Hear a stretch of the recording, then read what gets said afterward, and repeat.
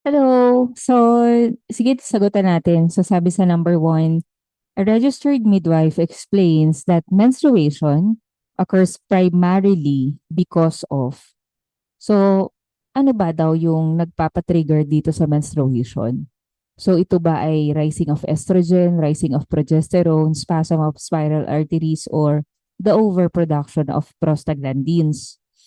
So, ang answer dito, letter C. Okay, so bakit letter C? Yung rising of estrogen, nangyayari ito saan?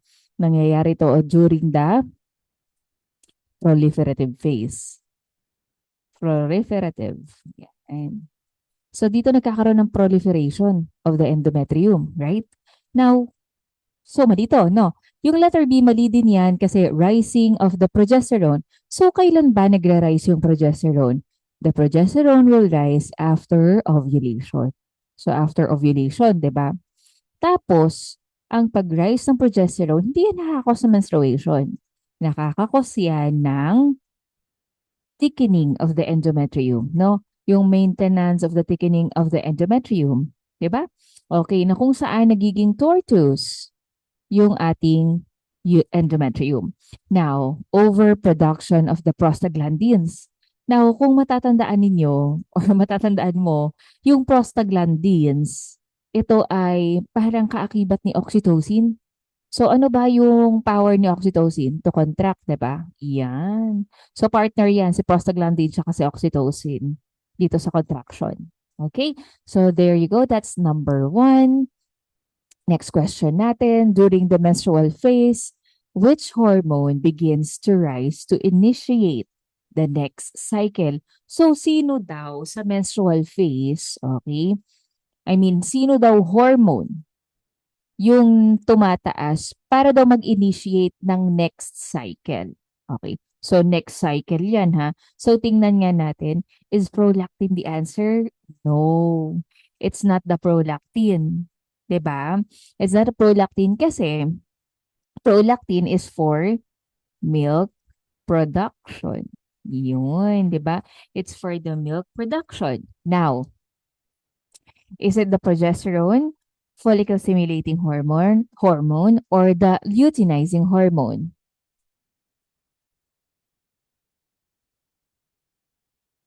So, kung titingnan mo, 'di ba, naaalala ninyo na kapag rereglahin na, anong nangyayari? Doon sa question number one natin, 'di ba? Ano nangyayari? Nagda-drop ang estrogen at ang progesterone. Okay, nagda-drop ang estrogen and progesterone. Now, yung estrogen and progesterone, kapag sila ay nag-drop na, nare-remove yung negative feedback doon sa ating pituitary gland. 'Di ba? Ngayon, kapag na-remove yun, ang mangyayari ay magra-rise up ang follicular or follicle stimulating hormone. Okay? The follicle stimulating hormone will rise up and it will stimulate the growth of the new ovarian follicles for the next cycle.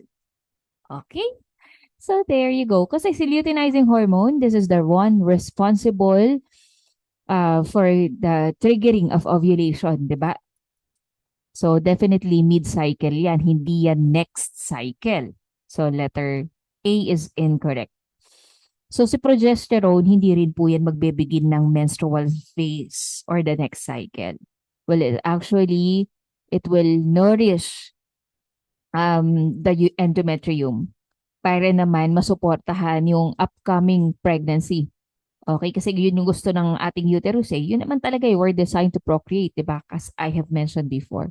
So there you go, letter B ang answer natin. So next one, number three, the normal menstrual blood loss per cycle ranges between, what is the answer? The correct answer here is 50 to 150 ml. Now, for the next one, a registered midwife identifies that severe menstrual cramps are called, uy, ano daw yun? Menstrual cramps. So that is dysmenorrhea. Okay? Kasi, bakit hindi tama yung A, C, and D? So, syempre, yung Mittelsburg's natin, this is like a mid-cycle benign cramp. right? Okay, mid-cycle. Yung meter marks yan ay nararanasan natin kapag nag-o-ovulate. So, benign yan na pain during mid-cycle. Okay? Now, next one is the amenorrhea. So, hindi correct yan, obviously, kasi amenorrhea is walang regla. Absence of menstruation. Okay? And then, yung menorrhagia is heavy bleeding. Diba? This is characterized by abnormal heavy bleeding. Diba? Okay, so letter B ang answer natin dyan. And then the next one, the proliferative phase of the menstrual cycle is primarily influenced by which hormone? Okay, proliferative, alam mo na, ang proliferative po ay estrogen, di ba? Because ang progesterone, bida yan sa secretory. Okay? Ang luteinizing hormone naman, ito lagi yan kakabit ni ovulation. Okay? And then, hindi siya bida doon sa ating proliferative. Ang bida sa proliferative ay estrogen. And then the relaxin hormone, ito ay hormone that relaxes the joints and ligaments of the pregnant woman. 'Di ba? Giving the waddling gait or penguin walk. So definitely the answer is letter B, estrogen. Now, during the proliferative phase, the endometrium becomes spongy and during the proliferative phase, the endometrium becomes letter A, B, C, or D. So, proliferative. So, sino ba yung become spongy and tortoise? Tatandaan mo or tatandaan nyo, progesterone yan. Okay? Now, letter B naman, is shed to the basal layer. Letter C, regenerates and thickens under estrogen. And letter D, forms the corpus luteum. Okay. Forms the corpus luteum is incorrect. Okay? Because forming the corpus luteum, it is under the secretory. Okay, nasa secretory. Kasi ang corpus luteum, this is a ruptured follicle that is formed after ovulation. Diba? Okay. Now, letter A and letter D is incorrect. Now, what is the best answer? Is it letter B or letter C? Okay. Now, ano sa tingin mo? Does it shed to the basal layer? Shed. What is shed? Shedding is menstruation. Definitely the answer is letter C. Okay? Kasi during the proliferative phase, nagkakaroon ng proliferation of the endometrium by the power of the hormone estrogen. Okay? Now, next one. Which phase of the endometrial cycle is the ideal time for implantation? Common board question. Okay? So, kailan ba yung maganda or ideal time for implantation? The best answer there is secretory phase. Okay? So there you go. Kasi bakit? During menstrual phase, paano ka makakapag-implant and napakanipis ng matres niyan? Napakanipis ng endometrium niyan. So letter A is incorrect. During the proliferative phase, ay nako mga ining, wala pang ovulation na nagaganap. So, paano magkakaroon ng implantation kung walang ovulation? Siyempre, obviously, kung walang ovulation, walang fertilization na magaganap, no? Okay, so definitely letter B is incorrect. Ang ischemic phase, hindi ka din makakapag-implant dyan because nagkakaroon na ng necrosis and spasm of the endometrial layer, no? So, letter C ang sagot natin. Okay? So, next one. The secretory phase is dominated by which hormone? So, secretory. Okay? So, everyone, letter B ang ating sagot. Diba? And then, let's now go to our number 9. Okay. So, sa number 9 natin, let me just arrange this. Okay. The tortuous or corkscrew appearance of the endometrial glands occurs during the phase of, okay, ayan na naman, common board question. Okay, so sino pa yung nagpapakapal palalo? It's during the secretory phase. All right, so just please try to remember that. Now, next one, the ischemic phase occurs due to which event? So, sa high progesterone levels ba? Hindi po. Ang high progesterone is secretory. Ang high estrogen naman is proliferative. O, diba? Ay, gumana ng pen. Okay, yung decline in estrogen and progesterone, ito ba? Okay, release of a fertilized oocyte. fertilized na oocyte. Okay. So, hindi iyan parte ng ischemic. Fertilized na kasi kapag fertilized na yung oocyte, ito ay nakamit na ng sperm cell. Di ba? Na-meet niya na yung sperm cell kasi fertilized na si egg cell. Egg cell means oocyte. Oocyte means egg cell, di ba? So, letter D is incorrect. Letter A is incorrect. Letter B is incorrect.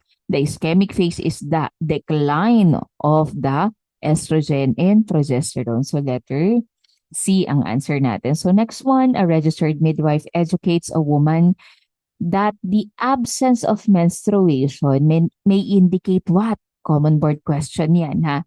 Not dysmenorrhea, not menorrhagia, not menopause only. Tatandaan nyo kapag may only, stop. Wait a minute, Mr. Postman. Okay, hindi. Joke lang. So the answer is letter C. Okay? Laging kapag may absence of menstruation, laging tatanungin, kailan po ang huling araw? Or sorry, kailan po ang inyong unang araw ng huling regla? Di ba? So, you suspect pregnancy kapag ganyan. Now, number 12. Plasmin present or present in menstrual blood prevents. Okay. So, si plasmin, sa nabasa ninyo, no, this is an enzyme. Okay, so this is an enzyme. So si plasmin, this prevents, ano daw yung pine-prevent niya? Ano ba yung pag-prevent, pag-i-stop? Ini-stop nito yung blood clotting. Okay? This prevents the blood clotting. Okay? Again, si plasmin ay isang enzyme.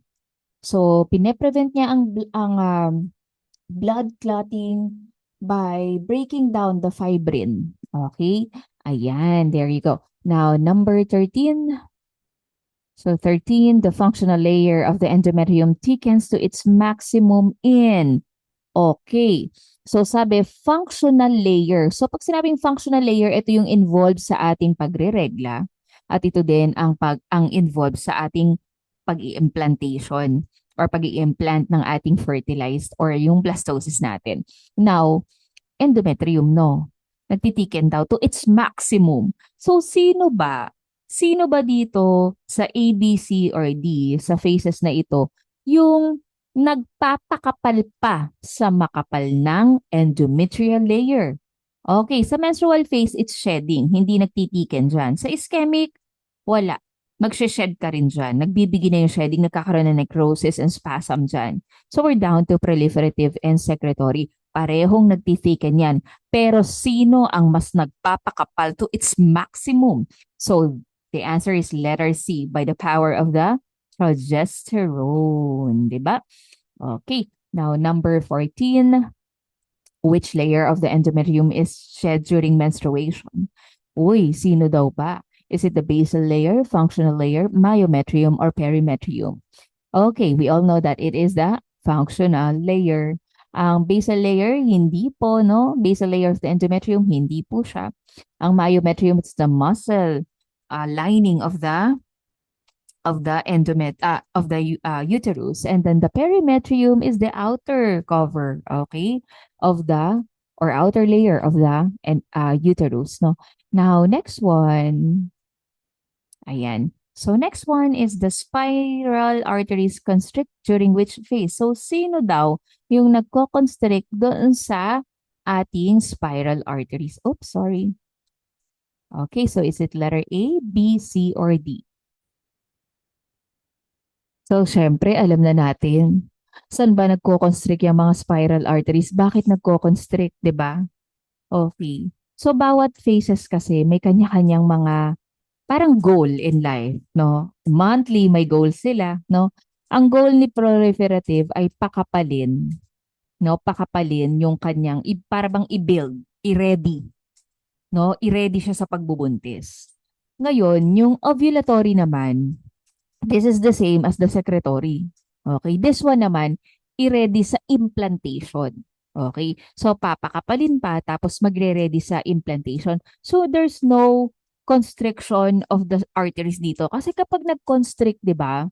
Kapag nag-constrict, so yan, kapag nag-constrict yan, syempre mawawalan dito ng flow ng blood. So kung mawawalan ng flow ng blood dito, magkakaroon ng necrosis and spasm dito sa uh, mga tissues dyan. 'Di ba? Okay. So therefore, ayun, magshe-shed nga. No? So ang answer natin ay letter D. Okay? So thank you so much.